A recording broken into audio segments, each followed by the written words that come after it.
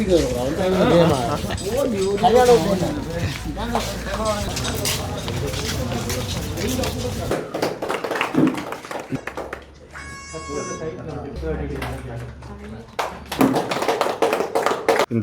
2 யூனிட்டுகளையும் இயங்க வைக்கணுமென்றது தான் என்னுடைய விருப்பமும். அதுக்காக உந்து சக்தியை தந்தது டாக்டர் முரளீஸ்வரன் ஐயா அவர்கள் தான். இப்போ அவர் தான் ஆரம்பத்திலே அவருடைய அந்த சேவை மனப்பாங்கும் எப்படியாவது இந்த ரூரல் ஹாஸ்பிட்டல்ஸை டெவலப் பண்ணணும். ஃபாலோஅப் இல்லாமல் டெலிவரி டைம் தான் இங்கே வருவோம். எப்படியும் உங்களுக்கு தெரிஞ்சிருக்கும், இங்கே இருக்கிற கிராம மக்கள் எல்லாரும் நுழைச்சான ஆக்கள் இல்லை. ஒரு சில ஆக்கள் தான் டைமுக்கு ஸ்கேனுக்கெல்லாம் போவாங்க. அவங்களுக்கு தெரியும் பேபி எப்படி பிறக்க போகுதுன்னு சொல்லி. மற்ற அம்மாமாரெலாம் அப்படி இல்லை. அவங்க ஒரு ஏஎன்சி கிளினிக்கு போயிட்டாங்கன்னா அப்புறம் டெலிவரி டைம் தான் அடுத்த ஹாஸ்பிட்டலில் பார்ப்பாங்க. அப்படி தான் கூடுதலான ஆக்கள் இருப்பாங்க. ஸோ அதுக்குரிய உதவியை நாங்கள் எப்படியும் செஞ்சு கொடுக்கணும். நாங்கள் வைத்தியராக இருக்கிற நம்மளோட சேவையில் உண்டது. இப்போ இந்த சேவையை கூட்டுறதால நாங்கள் 3 டாக்டர்ஸாக இருக்கிறோம். இந்த எங்களுடைய கொடையாளர் திருவாளர் நேசன் மார்க்கண்டு ஐயா இங்கே இருக்கிற நேரமே இந்த கொடையை அவருடைய கைகளாலே கொடுக்கலாம் என்கின்ற முழு முயற்சியோடு இருந்தோம். இருந்தாலும் அது கைகூடாமல் போனது. இந்த இயந்திரம் எங்களுக்கு வந்து சேர்றதுக்கு ஒரு கிழமைக்கு மேல் எடுத்தது, நேரம் எடுத்தது. இருந்தாலும் பரவாயில்லை, நாங்கள் அவருக்கு வாக்குறுதி அளித்திருந்தோம். அவர் இருக்கின்ற காலப்பகுதிக்குள்ள அதை கொடுக்க முடிந்தால் கொடுக்கலாம், அல்லது அவருடைய குடும்பத்தினுடைய பிரதிநிதிகளுடைய பிரசன்னத்தோடும் ஆசிரியரோடும் இது இந்த வைத்தியசாலைக்கு வழங்கப்படும் என்று. ஆகவே இந்த வேளையிலே நான் மிக விசேடமாக எங்களுடைய நேசன் மார்க்கண்ட் ஐயாவை தான் நிச்சயமாக நினைத்து நன்றி சொல்ல கடமைப்பட்டிருக்கிறேன். எங்களுடைய மட்டக்களப்பிலே வசித்து கூறியது போல இங்கே ஒரு தேவை ஒன்று இருக்குமானால் அந்த தேவையை நிவர்த்தி செய்ய வேண்டும். அந்த சேவை நிவர்த்தி செய்யப்படுகிறது. அரசை நம்பிக்கொண்டிருந்தால் எல்லாத்துக்கும் உங்களுக்கு கஷ்டம். என்னை பொறுத்தவரைக்கும் நான் இது 26ஆவது வருடமாக ஒரு மகப்போற்றிய நிபுணராக மட்டக்களப்பு பிராந்தியத்திலே பணிபுரிகின்ற ஒருவர்.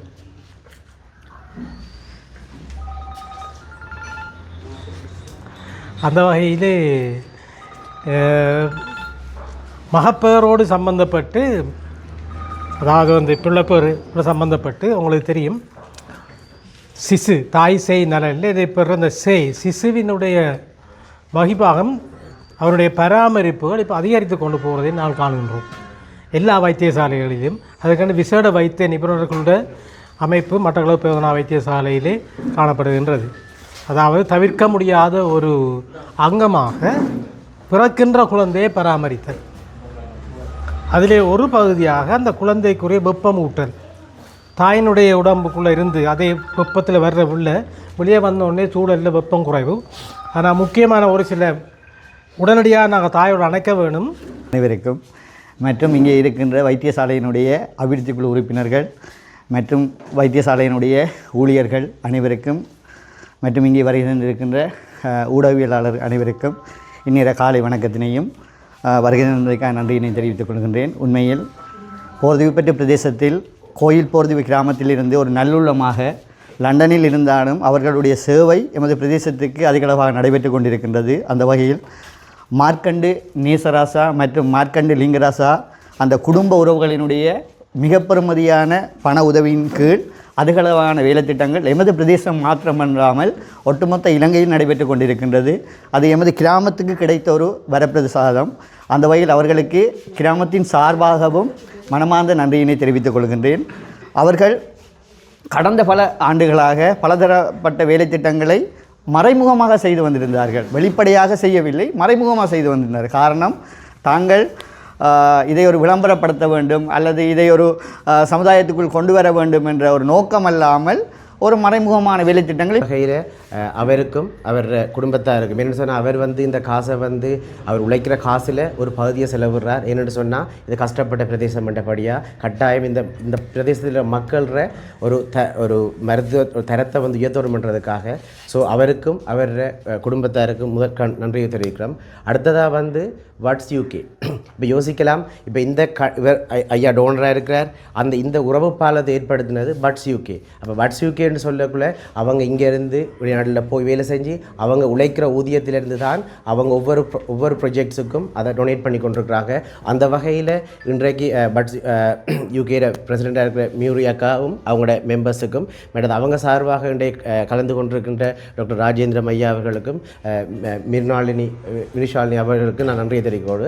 அடுத்ததாக முக்கியமாக இந்த வகையில் பட்ஸ் பேட்டிக்லோ என்னென்னு சொன்னால், இந்த உங்களுக்கு தெரியும் ஒரு விஷயத்தை அவங்க ரிக்வஸ்ட் பண்ணுற மட்டும்தான். அதுக்கு பிறகு ஃபண்டை தந்தோடனே மிச்சம் ஓவராலாக எல்லா வேலைகளையும் எடுத்து கடைசியில் அங்கேருந்து அந்த இதை வாங்கி கொண்டு இங்கே பூட்டி இதை ஹேண்ட் ஓவர் பண்ணும் வரைக்கும் ஒரு பாரிய பொறுப்பு இருக்குது. அதில் பார்த்தீங்கன்னு சொன்னால் BUDS UK president, secretary, treasurer, அடுத்தது எக்ஸிக்யூட்டிவ் மெம்பர்ஸ், அதில் அவ்வளோ பேரும் இருக்கிறாங்க. மற்றது உங்களுக்கு இந்த ஃபங்க்ஷனுக்கே அவங்க எவ்வளோ வேலைப்பளு மத்தியில் இப்போ எல்லாருக்கும் கணக்கு வேலை இந்த இடத்துக்கு வந்து ஏனென்று சொன்னால் இந்த ஒரு முக்கியமான இந்த டொனேஷன்ஸ் அவங்க தர மதித்து அதை உங்களுக்கு தரணும் பண்ணுறதுக்காக வந்ததுக்கு அவங்க சார்பாக நன்றி. ஏன்னு சொன்னால் நாங்கள் ப்ரொபோசலில் கொடுத்த மட்டும்தான் நான் டிஜி ஆஃபீஸாலேருந்து ஒவ்வொரு விஷயத்தையும் கோஆர்டினேட் பண்ணி கொண்டு செய்கிறாங்க. மற்றது நான் பட்ஸ் யூகே இது மட்டும் இல்லை, எங்களுக்கு இப்போ இந்த டிட்பா புயல் வந்த நேரத்தில் வந்து நாங்கள் ஏர்ஜெண்ட்டாக ரிக்வஸ்ட் கொடுத்துருந்த டிக்னிட்டி கேட் சொல்லி அடுத்த நாளே கொண்டு ஹேண்ட் ஓவர் பண்ணாங்க. அதே மாதிரி மெட்டர்னிட்டி கிட்டையும் சொல்லி ஒரு 1 வீக்குக்குள்ளே அவங்க அதை எல்லாத்தையும் கதை பண்ணி கொண்டு ஆர்டிஜி ஆஃபீஸில் ஹேண்ட் ஓவர் பண்ணாங்க. அந்த வகையில் பட்ஸ் யூகே மற்றது பட்ஸ் பேட்டிக்லோட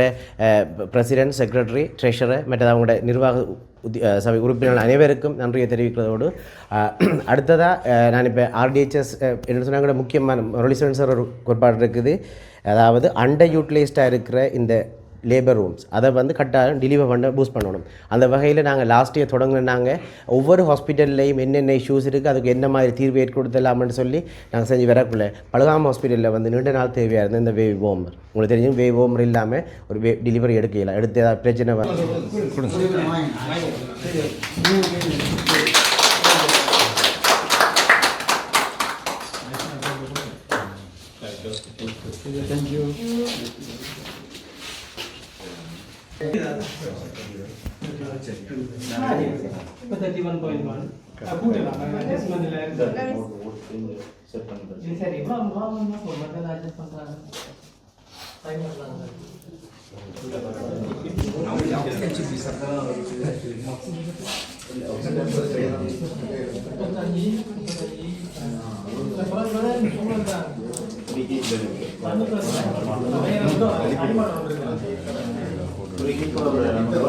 உடனடியாக